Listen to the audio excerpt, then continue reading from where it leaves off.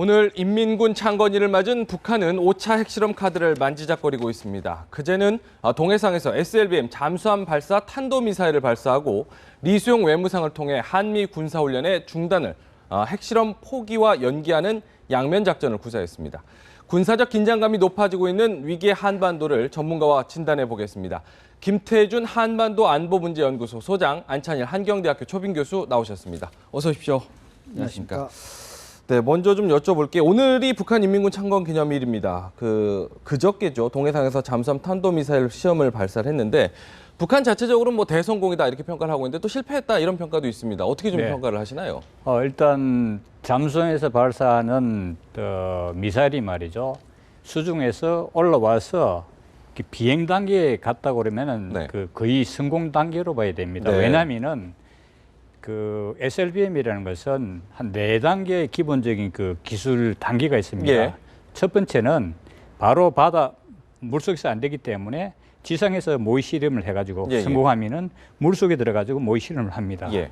그다음에 이제 최대 수심에서 탄도 미사일을 보호막에 세워서 네. 이게 발사를 하는 겁니다. 네네. 그게 또 성공하면은 실제 잠수함이 들어서 SLBM을 발사를 하는데 이게 네. 이제 바다 물속에서 나와서 정상적으로 이게 발사가 되면은 네네. 이게 콜드 런칭이라고 그래요. 예, 물 밖으로 튀어나와서. 그죠? 튀어나와서 이제 여기에 불이 붙는 거죠. 탄도 미사일의 엔진에 점화돼서 로켓이 날아가거든요. 네네. 지금 북한은 이미 미사일을 있잖아요. 대륙간 탄도 미사일 ICBM을 성공했기 때문에 네네. 실제적인 기술은 여기 콜드 런칭까지 네. 잠수함에서 최대 수심에서 발사하는 데까지 기술 개발이 문제였거든요. 예. 이미 여기서 올라와서 발사가 됐어요. 네네. 그래서 앞으로 이제 비행 자살이라든가 뭐 이런 여러 가지 조금 보완할 문제는 있지만은 예.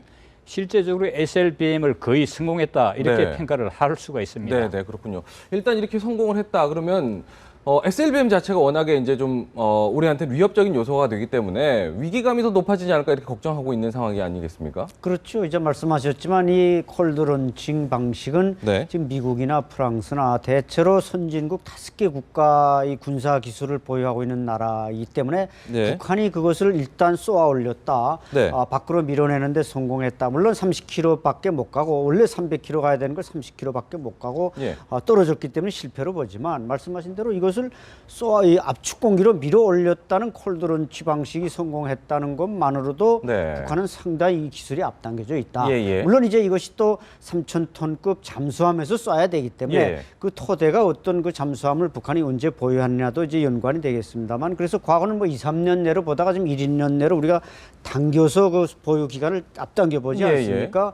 어쨌든 북한이 지금 ICBM 기술이나 SLBM 기술이나 여러 가지 이런 그 선진 군사 기술들을 빠른 시간 내에 이렇게 한다는 것은 아마 네. 지금 화면에서 많이 나옵니다만 그 노동당 군수공업부 또 네네. 전략군 사령부 이런 북한 내의 어떤 특수 기관들의 어떤 충성심, 과잉 충성심 경쟁도 있지만 예. 김정은이 이거 하나 가지고 지금 성과로 하려고 하고 있다. 예. 그걸로 쇼부를 보려고 하고 있다. 이런 네. 측면에서는 상당히 긴장이 요구되는 측면입니다. 그렇군요.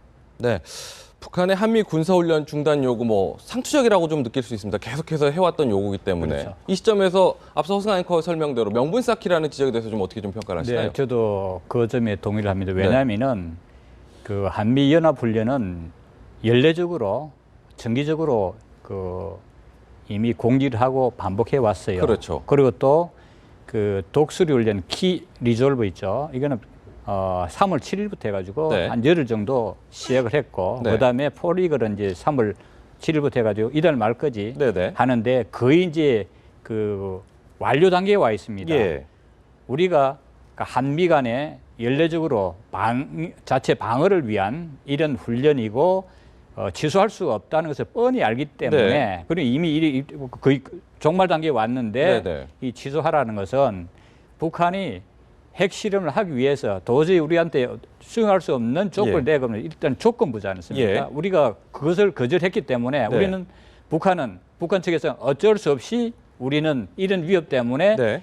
5차 핵실험을 할 수밖에 없다는 네네. 명분을 쌓고 네. 앞으로 북한이 5차 핵실험을 할 때 네네. 이것을 자기들의 어떤 명분으로 이용할 수 있는 행동이다.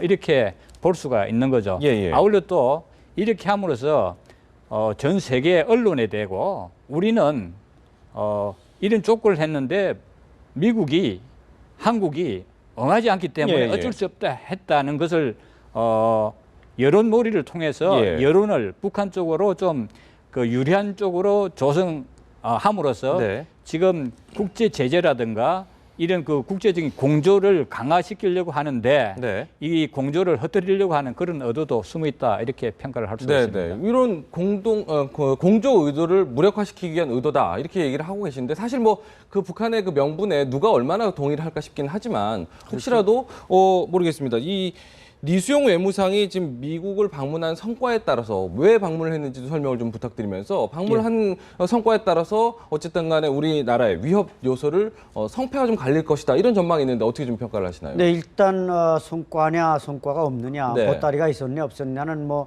차후 말씀드리고 일단 그 이수용이 이미 평양을 떠나기 전부터 네. 존 케리는 절대 우리는 이수용을 안 만나겠다 네, 이렇게 네. 했고 반기문 총장도 안 만나겠다고 했습니다만 행사장에서 이제 악수는 했습니다. 예. 그것을 뭐 꼭 접견이라고 볼 수는 없죠. 그냥 예, 악수 예. 한 번 한 거고 예. 악수하는 장면에서 좀 구체적으로 들여다봐도 네. 반기문 총장만 뭔가 잔뜩 말하지 이수용은 입도 안 벌렸다. 네, 네. 이런 측면에서 자기 메시지를 아마 전했는지 그것은 대단히 의문인데 네. 그러나 북한의 외교 자체가 지금 국제 무대 어디에 나가서도 환영받을 수 없고 예, 예. 단지 그냥 어떤 스피커로서의 자신들의 의사를 전달했다. 이제 네. 말씀드린 그 뭐 앞서 말씀하신 그 어떤 뭐 한미 합동 훈련 중단하면 핵무기 개발 중단하겠다. 네. 이런 뭐 선전선동의 어떤 쌍권총을 몇 방 쐈지만 그게 네. 그냥 공포탄밖에 없는 거고. 네, 네. 그래서 제가 볼 때 성과는 없겠지만 단순한 어필은 하고 돌아왔다. 그리고 네. 이제 더 중요한 것은 지금 7차 당대회를 목전에 두고 북한의 예. 외상이 저렇게 나가서 예. 국제 무대에 서서 뭔가 핵무기 개발의 정당성 이런 것을 설파했다는 측면에서 북한 내적으로는 성과라고 하겠지만 예, 예. 국제사회가 볼 때는 별로 뭐 탐탁지 않게 생각할 것 같습니다. 네, 네. 지금 이런 상황에서요.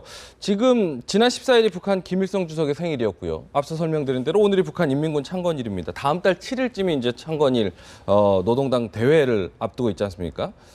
이런 상황에서 북한의 그 명분을 만들기 위한 여러 가지 과정들을 보면서 혹시 오늘이 좀 고비가 되지 않을까 이런 얘기들을 하고 있습니다. 5차 핵실험.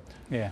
이미 앞서서 한번 올해 초에 한번 했기 때문에 1년에 2번 있을까 이런 생각도 좀 하긴 하지만 오늘이 고비란 전망에 대해서는 어떻게 좀 평가하세요? 근데 이제 5차 핵실험에 대해서 여러 가지 이제 설이 있습니다. 네. 5월 2일이 있을 수가 있고 왜냐하면 70일 속도전이 끝나는 날이고 또 5월 7일이 또 전례적으로 보면 이제 그렇게 한다고 그 월요일이기 때문에 네네. 이런 설이 있는데 네네. 사실 보면은 오늘 또 그 가능성이 전혀 없다고는 못합니다. 그런데 북한에서는 지금 4차 핵실험이 끝난 다음에 5차 핵실험이 올 여파를 굉장히 걱정하면서 네. 전략적으로 계산을 굉장히 많이 할 겁니다. 네네. 왜냐하면은 4차 핵실험 하다 보니까 이제 중국까지 이렇게 그렇죠. 협조를 해서 네. 뭐 제재에 들어가니까요. 그 국제 금융 거래라든가 예. 뭐 석탄, 뭐 유류 이런 것까지 하다 보니까 굉장히 이제 그 제재의 그 범위가 넓어지고 또 만약 이런 가운데에서 5차 핵실험하면 이제 지금 어떤 현상이 벌어지냐면 유류, 원료, 원유까지 전면 중단하겠다 하는 심각한 문제가 되거든요. 네. 만약에 원유 공급이 중단된다고 하면 북한의 경제, 주민 그 생활은 물론이고 제일 중요한 그보다 훨씬 더 중요한 군사적으로 비행기, 네네. 함정, 네. 탱커, 그다음에 뭐 각종 차량, 그렇겠죠. 포 이런 것들 작동을 할 수가 없습니다. 예. 그러면은 이것이 북한 경제뿐만 아니라 군사적으로도 치명적인 네네. 그 타격을 주기 때문에 네. 이런 것들 면밀히 계산하면서 예. 북한이 지금 5차 핵실험을 할 것인가 안 할 것인가를 고민하고 있을 거라고 생각돼요. 그러면서 네네. 하나 더 추가하고 싶은 것은 뭐냐면 지금 4차 핵실험을 해오면서 북한이 예. 우리는 정확하게 모르지만 어느 정도 소형 다중화 이렇게 해가지고 북한이 핵 능력을 보유했는지를 모릅니다. 만약에 예. 그 정도의 수준을 자기가 확보했다고 하면 5차 핵실험 하겠다는 이거는 네네. 다른 협상을 위한 카드다. 예. 이렇게 볼 수 있죠. 그래서 예. 실질적으로 북한이 실상이 어떤지를 정확히 모르기 때문에 우리는 예. 언제든지 할 수도 있고 예. 또 상황에 따라서 안 할 수도 있다. 그다음에 이 협상 카드로 사용할 수 있다. 예. 이렇게 여러 가지 가능성을 놓고 평가할 수밖에 없습니다. 말씀 중에 좀 궁금한 게 그럼 협상 카드라면 어떤 것을 목적으로 한 협상? 예를 들면은 지난 그 2월 21일 말이죠. 예. 월드 스트리트 저널에서 예. 그 언론 특보를 한 게 있습니다. 예, 예. 4차 핵실험 이전에 미국과 북한 간에 이 전쟁을 끝내는 예. 그 소위 말하는 평화협정을 진행 중에 있었는데 예, 예, 예. 북한이 4차 핵실험을 하는 바람에 이게 중단됐어요. 네, 네. 근데 그 앞에 보면 이제 그 한국이 그 작년에 그러니까 중국의 그 천안문에서 말이죠. 네. 열병할 때 예, 예. 우리 박근혜 대통령께서 가서 이제 참석했잖아요. 네, 네. 그러다 보니까 이제 우리 측 외교 그 접근이 중국에 너무 경사됐다 네. 하면서 한미 동맹의 균일이 났다 안 났다 뭐 이게 여러 가지 있었거든요. 네, 네. 그러다 보니까 이제 이런 그 비밀 협상이 우리 사실 정부는 몰랐다고 그래요. 네. 그래서 이제 앞으로 우리가 한미 간의 긴밀한 공조가 필요하고 협력이 더 필요한 부분이다. 예, 예. 이것이 뭐냐면은 한반도의 비핵화라는 한국과 미국이 공통 목표는 같지만은 네. 핵실험, 5차 핵실험하고 비핵화는 다른 겁니다. 네. 이미 북한이 핵무기를 어느 정도 능력을 갖고 있다 그러면 예. 5차, 6차 이것은 협상 카드로 사용할 수 있는 거죠. 예, 예. 그런 측면에서 제가 말씀드린 네, 겁니다. 알겠습니다. 어떻게 생각하세요? 오늘 고비가 될 것 같다 이런 전망에 대해서는요. 그렇죠. 이게 오늘 이제 북한군 창건 84주년이 되는 네. 날입니다. 근데 지금 저 핵무기 실험과 개발 모든 걸 총괄하는 것은 노동당 군수공업부입니다. 예. 북한군이 아닙니다. 네. 북한군은 이제 전략군이 있지만 그건 무기 미사일만 가지고 있지 이걸 실험하고 보유하는 걸 총괄하는 건 노동당 군수공업부이고 네. 제2경제위원회가 이제 예산을 대고 이렇게 하는데 네, 네. 자, 말씀하신 대로 제가 볼 때는 북한으로서는 저렇게 5차 핵실험을 해서 핵무기 보유 국가가 되는 유혹을 떨쳐버릴 수가 없는 것이죠. 예. 특히 이제 2012년에는 북한이 그 헌법에다가 핵보유 국가라는 걸 명시했습니다. 헌법에는. 네. 그러나 노동당 강령과 규약에 이제 7차 당대회에서 거기다 핵보유 국가라는 걸 명시해야 되는데 예. 핵보유 국가라는 것보다 더 업그레이드된 수소폭탄 보유 국가다. 예, 이런 예. 걸 하고 싶어서 지난 1월 6일 날 북한은 수소폭탄 실험이라고 했지만 네. 그것은 과학적으로 증폭 핵분열탄, 네. 즉 수소폭탄 전 단계의 실험이지 수소폭탄 실험이 아니지 않았습니까? 네. 그러나 이번에 만약에 5차 핵실험에서 북한이 증폭 핵분열탄 뒤에 수소폭탄 실험을 성공시킨다면 북한은 아마 헌법에는 핵무기 또 무슨 이 당 강령에는 그보다 한 단계 높은 수소 무기 보유 뭐 이런 걸 선언해서 이 김정은이 지금 가뜩이나 그 철없는 지도자로서 여러 가지 모험적인 행동을 많이 하는데 예. 그렇게 해가지고 이제 자기 시대에는 수소폭탄까지 가진 아주 강력한 군사 국가다 예. 이런 걸 과시하고 싶어서 예. 저는 5차 핵실험의 유혹을 떨쳐버리지 못한다고 보는 것입니다. 지금 보면 북한이 이렇게 좀 핵무기도 그렇고 SLBM도 그렇고 속도를 이렇게 내다 보면 우리나라로서는 지금 그 실전 배치가 될 경우를 우려해야 되지 않겠습니까? 지금 실전 배치가 됐을 경우에 모르겠습니다. 아까 1, 2년, 3, 4년도 전망했지만 1, 2년도 전망하고 있는 상황에 우리나라에서는 지금 그걸 촉과적으로 방어할 수 있는 체계가 있느냐가 지금 일단 궁금하거든요. 예, 사실 보면은 잠수함은 물 밑에 들어가면은 지금 현대과학으로서 네. 잡기가 대단히 어렵습니다. 네. 그 ICBM이라든가 전략 폭격 이제 그 핵에서 말이죠. 스트래티직 트라이어드라고 네. 핵 3원소가 있어요. 네, 전략 체계인데 이 중에서 ICBM 그다음 전략 폭격기는 네. 지상에서 레이더에 좀 노출이 됩니다. 네. 탐지가 돼요. 예. 그래서 제일 중요하고 엄밀성이 있는 잠수함을 그 전략적 가치로서 높이 평가합니다. 예. 그런데 이제 북한이 이 전략 폭격기가 안 되니까 이제 SLBM 쪽으로 들어갔지 않습니까?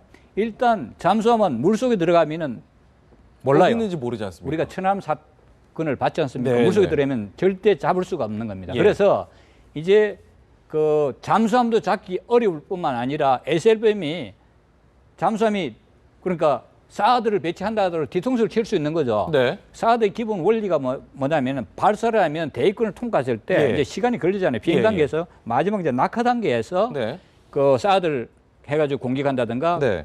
패트리엇 미사일을 가지고 방어를 하도록 그렇게 돼 있거든요. 네. 그런데 SLBM 하면 바로 근처에서 쏘기 때문에 네, 네. 대단히 방어가 어렵죠. 사드가 있다 할지라도 예. SLBM은 어렵죠. 그런데 이제 SLBM을 그 잡을 수 있는 예. 방법이 있어요 또. 아, 있긴 없는. 있습니까? 네. 제가 이건 좀 뭐 하지만은 말씀드리고 싶은 건 잠수함을 통제하는 세 가지 방법이 있어요. 네.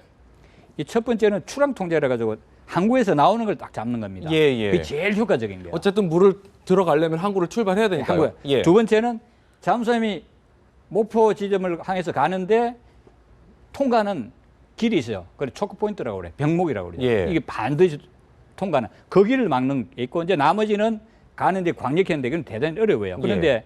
제일 중요한 건 지금 보면 앞으로 우리 국방을 하시는 담당하시는 분 참고해야 될 제가 말씀을 드리고 싶은 것은 전사를 보면 말이죠. 예. 항구에다가 그 화물선 같은 걸 이 침몰시켜요. 네. 우리는 앞으로 북한이 SLBM 잠수함 말이죠.